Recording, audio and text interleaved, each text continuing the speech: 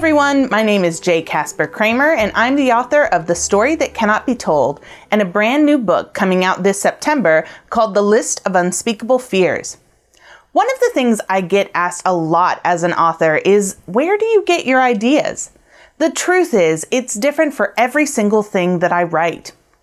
But both of these books are historical fiction, so that means many parts of my stories are based on real people and real history. The Story That Cannot Be Told, for instance, is set in 1989 communist Romania, and my research was a big inspiration for me. I read a lot of history books and watched a lot of movies, and I listened to a lot of stories from my friends who grew up in that time and place. Actually, if you want to be a good storyteller, the first thing I recommend is that you practice becoming a good listener. The people around you, your parents and grandparents and classmates, they all have stories inside them, just like you. And listening to those stories might inspire you to learn more about something.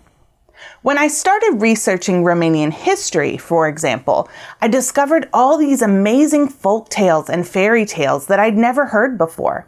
And my favorite part of writing The Story That Cannot Be Told became writing those stories down in Ileana's voice.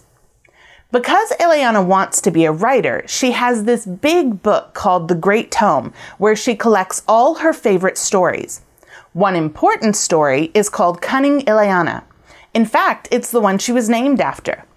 It's a very old story and is about a clever princess who outwits 3 evil princes. Throughout my book, I had Ileana retell this story. She makes it funny, she adds a dragon and some magic, and she changes the ending. Retelling stories in your own way is something you can do too, and it's a great way to practice writing.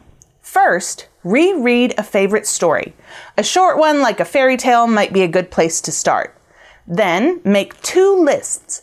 A list of things you loved that you want to keep the same, and a list of things that you think might be fun to change.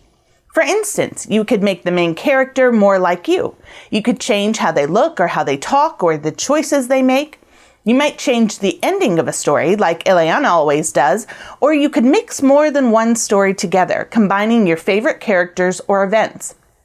I also think it's really fun to change the setting. If the story you read takes place in a castle dungeon, how about swapping it so that everything happens inside your school cafeteria?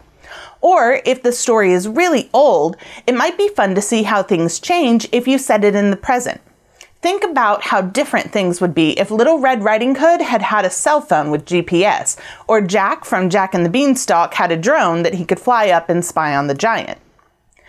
Another way I get inspired sometimes is by finding objects that seem mysterious or important and then building a story around them. In The List of Unspeakable Fears, my book coming out this year, we meet Essie O'Neill. She lives in 1910 New York City and she's scared of everything. And I kind of don't blame her, especially after she moves to a creepy island with a hospital where spooky things start to happen. What first inspired this book for me is a family heirloom, an antique cup. My husband and I were visiting his uncle who collects antiques, and he took out this little cup and told me its story. For a long, long time in their family, for many generations, if someone got sick, someone else would fill the cup with soup or gruel, and they'd help the sick person drink or eat with the little spout. Immediately, I fell in love with the cup, and I knew I had to write about it. There was something a little creepy or sad, since it was an object tied to people who experienced something scary, but it was also an object tied to a lot of love. Bringing someone the cup meant that you were taking care of them or trying to make them feel better. Now, as often happens, while writing The List of Unspeakable Fears, things changed. My cup became a bell, quite like this one. But the idea is still the same. Essie's sick bell is a family heirloom, and like pretty much everything else in the world, including cats and electric lights and automobiles, she's terribly scared of it. Figuring out why Essie was scared of the bell and how she gets over that fear was what helped me start building my story. So, if you're feeling creative, why don't you try finding a special object of your own? You could ask your parents or grandparents if your family has any heirlooms. If so, hold them closely and listen to the stories about where they came from. Try to picture the things that they've seen and the people who held them a long time ago. It might really inspire you. And if you don't have any family heirlooms, that's okay too.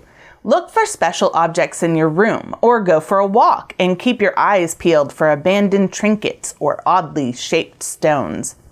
A favorite toy that you haven't played with since you were little might actually transport your main character to the past. A broken necklace someone dropped on the street might be the first clue in a mystery. You never know where the next story might be. Sometimes you might not even recognize it till you're holding it in your hands.